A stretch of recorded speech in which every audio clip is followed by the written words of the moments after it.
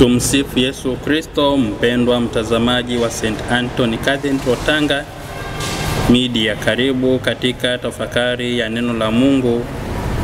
Leo ni siku ya Jumatatu, tarehe 24 mwezi wa 3 mwaka 2025, mwaka C wa kanisa, ikiwa ni juma la 3 la Kwaresma. Ndugu mtazamaji, Mama Kanisa ametupa kipindi hiki cha Kwaresma tuweze kumrudia Mwenyezi Mungu, tuweze kutubu dhambi zetu ili tuweze kuwa karibu na yeye.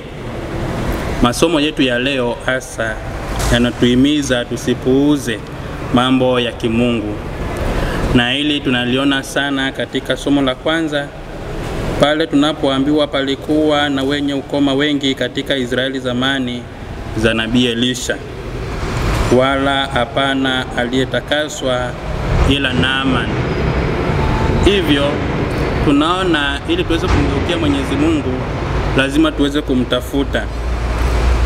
Mungu atakuwa na huruma nasi, na hasa kwa wamchao, ila wenye kiburi atawaacha mikono mitupu.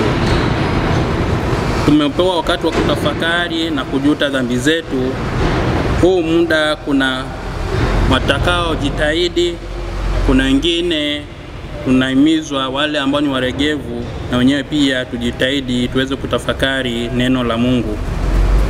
Tunahimizwa kupuuza mambo ya dharau au kupuuza mambo ambayo yanamhusu Mwenyezi Mungu. Kwa mfano, katika somo la kwanza tunaona Naaman alikuwa anapuuza alipoambiwa na Nabii Elisha aende akanawe mto Yordani mara 7. Akasema kule kwao Damascus kuna mito mizuri ambayo pia ina maji safi. Hivyo tunahimizwa kwamba tusije tukapuuza mambo ya Mungu. Lakini pia wakati wa Nabii Eliya, Israeli kulikuwa na wajane wengi, ila Eliya alitumwa kwa mjane ambaye alikuwa anatoka Sarepta, nchi ya Sidoni, na sio katika nchi ya Israeli, kwa sababu walikuwa na dharau, yaani kupuuza mambo makuu ya Mwenyezi Mungu.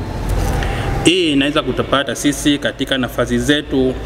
Kwa mfano, sisi kama Wakristo kuna muda mwingine huwa hatuendi jumuiya, tunasema ni ile tu mambo ya kimungu tunayapuuza. Nasema siendi kwa sababu kuna mtu fulani, au siendi kwa sababu nimechoka, au kwa sababu ni asubuhi sana, au nitaenda tu Jumapili. Haya ni baadhi ya kupuuza mambo ya kimungu. Wakati mwingine tunaweza tukaambiwa angalau hata vijana baada ya misa wabaki, wanapuuza, wanaenda kufanya mambo yao ambayo wanayataka wao wenyewe.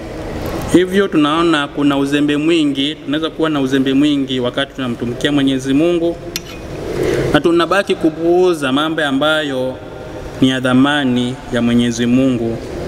Hivyo tunaalikwa siku hii ya leo, siku ya Jumatatu, tuweze kutilia mambo ya Mungu maanani ili tuweze kuunganikana naye.